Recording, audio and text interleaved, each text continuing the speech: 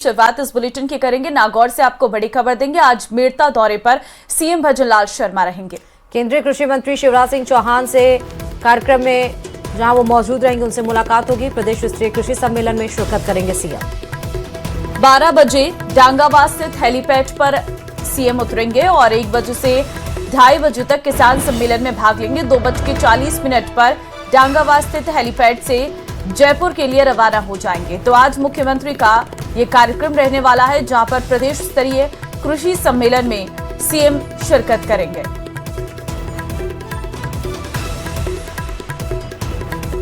मेड़ता का यह दौरा सीएम का कई मायनों में अहम माना जा रहा है और साथ ही आज मुख्यमंत्री भजनलाल शर्मा के साथ केंद्रीय कृषि मंत्री शिवराज सिंह चौहान भी मौजूद रहने वाले हैं। तो बड़ी खबर इस वक्त की आपको नागौर से बता रहे हैं।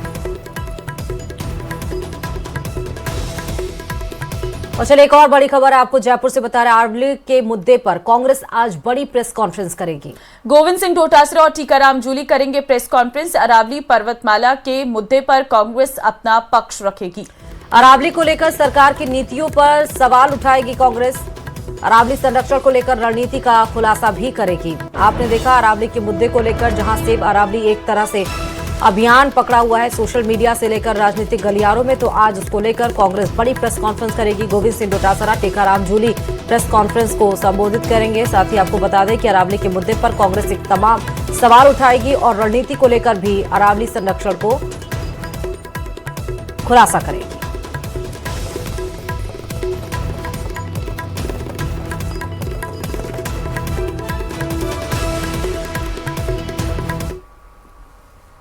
राजस्थान में अरावली को बचाने की जंग और तेज हो गई है। उदयपुर से लेकर जोधपुर तक संगठन, समाज और छात्र एकजुट होकर सड़कों पर उतर आए हैं। सुप्रीम कोर्ट के फैसले में बदलाव और केंद्र सरकार से पैरवी की मांग को लेकर दोनों शहरों में जबरदस्त प्रदर्शन हुआ। देखिए रिपोर्ट।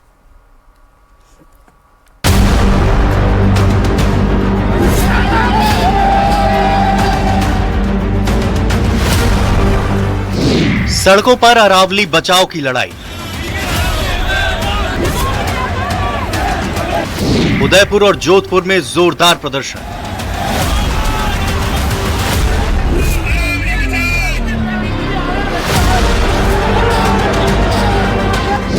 सिरोही और बूंदी में भी दिखा आक्रोश।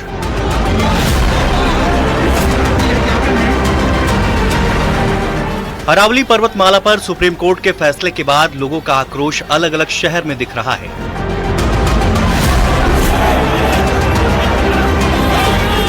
इसी कड़ी में उदयपुर अरावली को बचाने को लेकर बड़ा विरोध प्रदर्शन हुआ। कलेक्ट्रेट के बाहर कई संगठनों ने हंगामा किया। फाइनेंस ग्रुप, करणी सेना और विभिन्न समाज के लोग प्रदर्शन में शामिल हुए, जिन्होंने जमकर नारेबाजी की। लोगों ने सरकार से सुप्रीम कोर्ट में फैसला बदलने के लिए याचिका दायर कर अरावली पर्वतमाला को बचाने की बात कही। प्रदर्शन के दौरान प्रदर्शनकारियों और पुलिस के बीच झड़प भी हुई, जिसके बाद युवा कांग्रेस पदाधिकारियों ने गिरफ्तारी भी दी।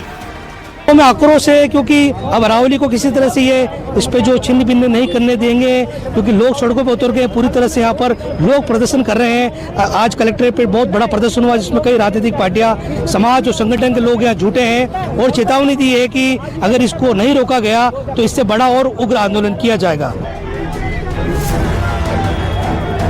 उधर जोधपुर में छात्र संगठन एनएसयूआई ने भी जिला कलेक्टर परिसर के बाहर प्रदर्शन किया। साथ ही सरकार से मजबूत पैरवी करने की मांग की। अब सवाल ये है कि आखिर ये विद्रोह क्यों हो रहा है। दरअसल ये आक्रोश सुप्रीम कोर्ट के हालिया फैसले के बाद उठा है, जिसके बाद अरावली पर्वत श्रृंखला की परिभाषा बदल गई है। नई परिभाषा के मुताबिक 100 मीटर से ऊंची पहाड़ी को ही अरावली माना जाएगा। 21 नवंबर को कोर्ट ने अपने फैसले में कहा था कि अरावली क्षेत्र में सिर्फ वही भू आकृति पहाड़ी मानी जाएगी जो अपने आसपास के इलाके से 100 मीटर या उससे ज्यादा ऊंची हो। सुप्रीम कोर्ट के फैसले के अनुसार अरावली क्षेत्र की वे पहाड़ियां जो 90 मीटर से कम ऊंचाई की श्रेणी में आती हैं, उन पर खनन और व्यावसायिक गतिविधियों को इजाजत दी गई है। कोर्ट का यही फैसला विवादों के केंद्र में है। पर्यावरण प्रेमियों का कहना है कि अरावली की ज्यादातर पहाड़ियां 90 मीटर से कम ऊंची हैं। ऐसे में खनन की अनुमति से पूरी श्रृंखला पर असर पड़ सकता है। अरावली पर्वतमाला राजस्थान की पहचान, इतिहास, शौर्य और पर्यावरण की रीढ़ है, लेकिन सुप्रीम कोर्ट के एक फैसले के बाद लोगों को इसके भविष्य पर संकट की तलवार लटकती दिख रही है। कुछ लोगों ने भ्रम फैलाने की कोशिश करी, तरह तरह के झूठ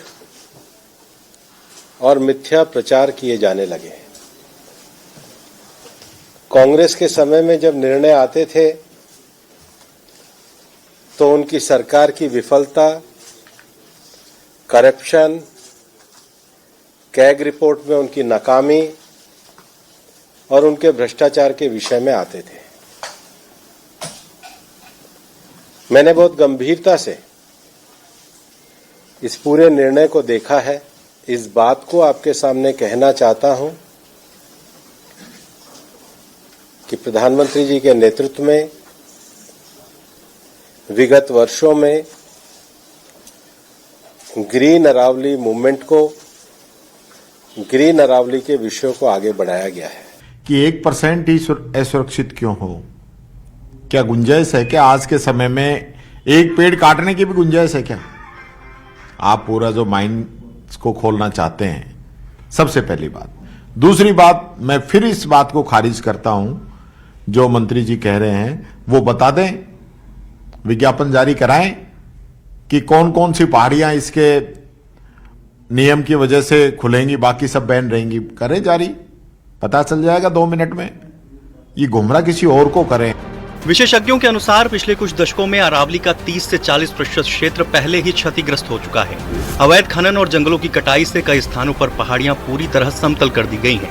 अरावली का संकट केवल पहाड़ों का संकट नहीं, बल्कि पानी, हवा, जैव विविधता और आने वाली पीढ़ियों के अस्तित्व से जुड़ा मुद्दा बन चुका है। अरावली सिर्फ एक पर्वतमाला नहीं, राजस्थान के भूजल, हरियाली, तापमान और मौसम चक्र के लिए जीवन रेखा है। प्रदर्शनकारियों ने चेतावनी दी है, यदि संरक्षण नहीं मिला तो आने वाले वर्षों में पर्यावरण संकट विकराल हो सकता है। Bureau report, news 18 Rajasthan.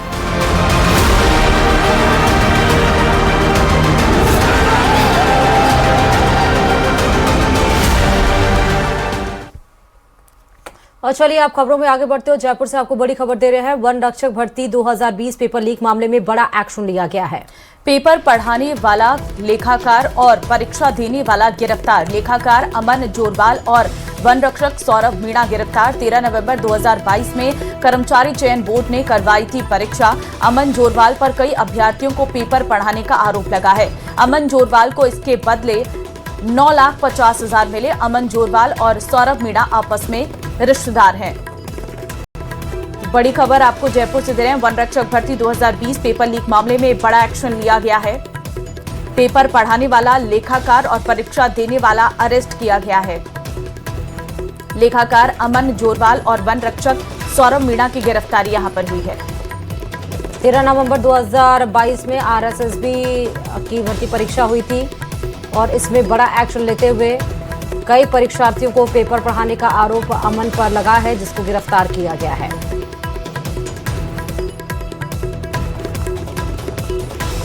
तो 13 नवंबर को आरएसएसबी ने यह परीक्षा करवाई थी। पेपर लीक मामले में वन रक्षक भर्ती 2020 के मामले में बड़ा एक्शन लेते हुए 2 लोगों की गिरफ्तारी हुई है।